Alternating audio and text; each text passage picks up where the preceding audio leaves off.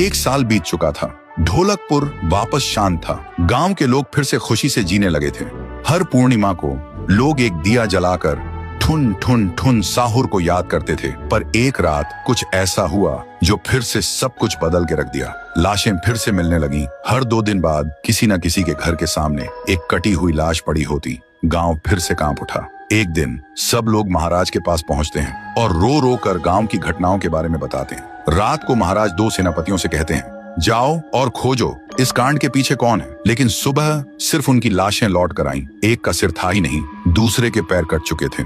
महाराज समझ गए कुछ तो लौट आया है, कुछ जो सिर्फ मौत का खेल खेल रहा है। और फिर कहते हैं, अब इस जंग का सामना मुझे ही करना होगा। उसी रात महाराज चुपके से गांव में आते हैं और एक पेड़ के पीछे खुद को छुपा लेते हैं। और ठीक रात के 2:30 बजे अचानक कहीं से धुआं छा जाता है और उस धुएं के अंदर से एक आवाज आती है,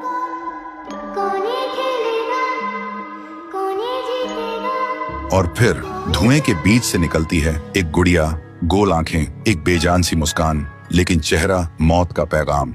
वो गुड़िया एक घर के गेट तक जाती है और बच्चों जैसा एक गाना गाने लगती है। उसके गाने की आवाज सुनकर एक आदमी बाहर आता है और अगले ही पल वो गुड़िया उसका सिर चबा जाती है। वो आदमी तड़प तड़प के वहीं जमीन पर गिर जाता है। महाराज सब कुछ देखते हैं। उनकी आंखें भर जाती हैं। उन्हें समझ आ जाता है इसके सामने जाना मतलब खुद का अंत लिखना है। अगली सुबह गांव के लोग इकट्ठा होते हैं। महाराज कहते हैं, ये पिछले भूत से भी ज्यादा डरावनी है। इसे सिर्फ वही हरा सकता है जो मौत को पहले ही हरा चुका है। और फिर एक पूर्णिमा की रात सब लोग दिया जलाकर पुकारते हैं, आप वापस आइए, आपके बिना ये गांव जिंदा तो है पर जीने जैसा नहीं। तभी एक आवाज गूंजती है और उसी देह की आग से एक जलता हुआ पेड़ बनने लगता है और उसी पेड़ में से ठुन ठुन ठुन साहुर निकलता है। तभी फिर से वही धुआं छा जाता है और उसके साथ ही एक आवाज।